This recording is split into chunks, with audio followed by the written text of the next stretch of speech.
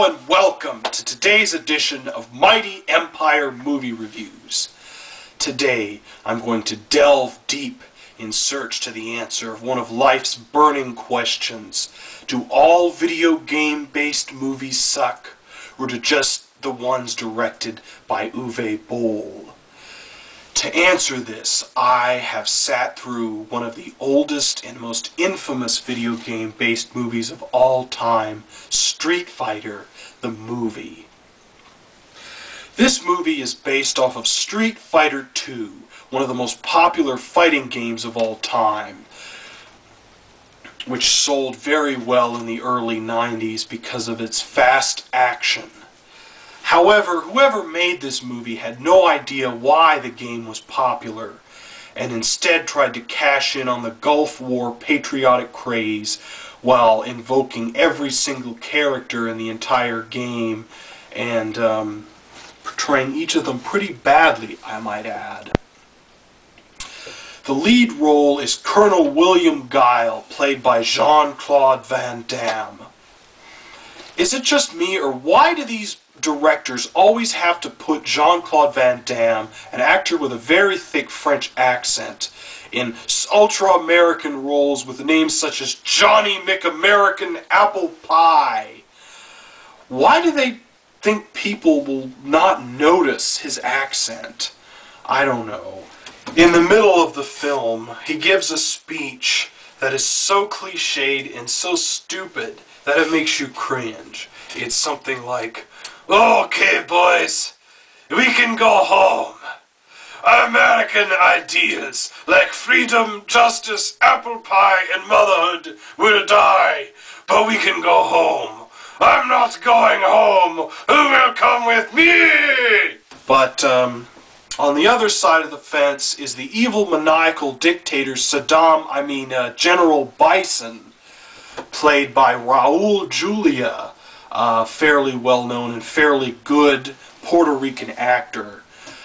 This was his last movie, unfortunately, and he knew he was going to die soon, so he decided to take this role to provide money for his family, which makes the movie even more depressing than it would be anyway.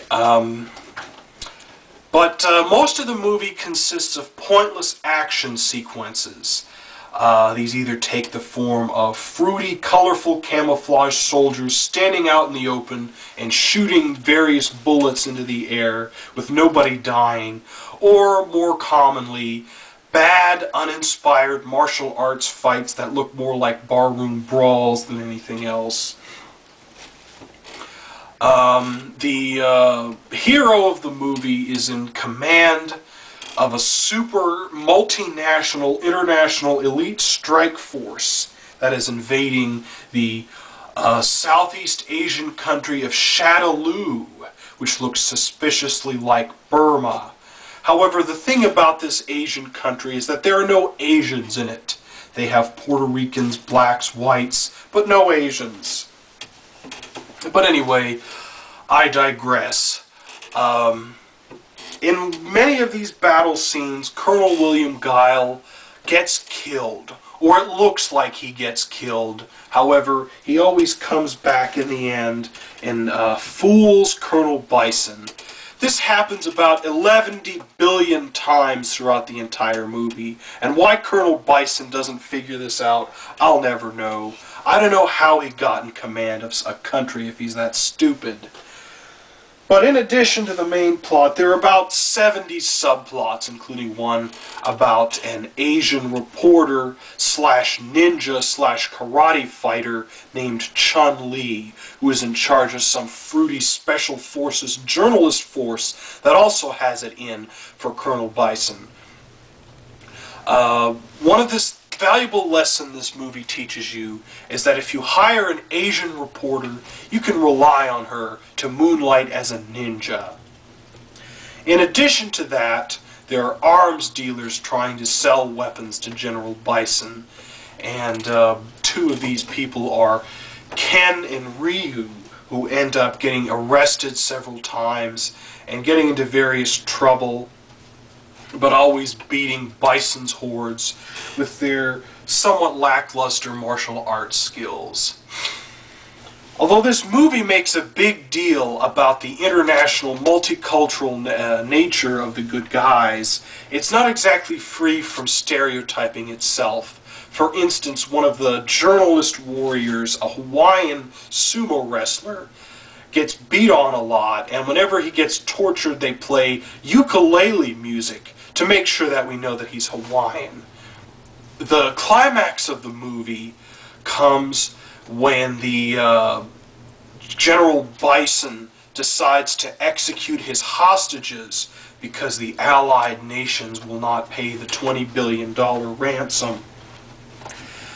Instead, Colonel Guile decides on a stealthy rescue mission involving thousands of people in little boats driving at full speed down a river and converging on Bison's evil headquarters, which looks like a bad school diorama of Angkor Wat.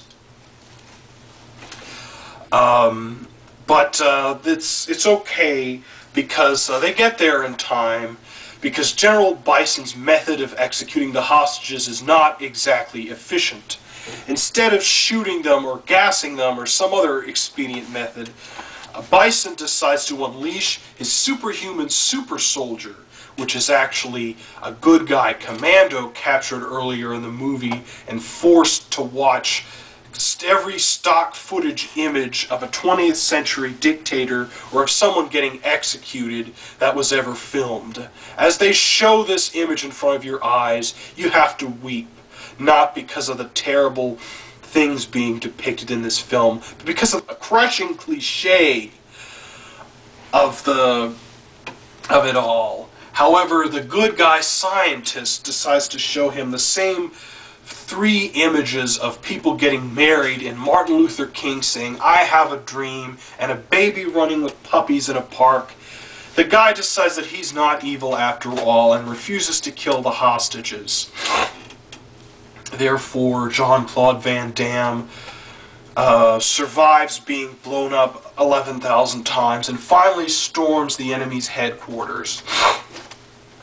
There's a bunch of shooting going on, but just when the climactic battle is about to begin, both sides agree not to fire so that Jean-Claude Van Damme and Raul Julia can have a showdown of fisticuffs.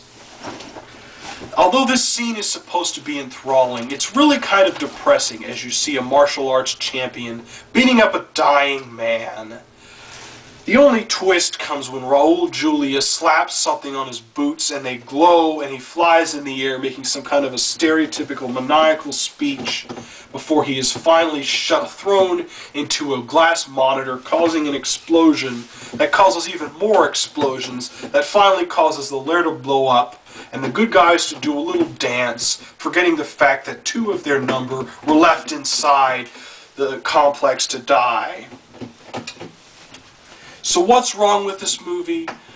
Well, it's depressingly cliche, it's stupidly over the top, its attempts to mirror current events end up looking cartoonish, and of course, because it's so much different from the game, it pissed off everyone who ever played Street Fighter II ever. A lesson to future movie makers who might want to make a game based off of a movie: please play the game first. Thank you.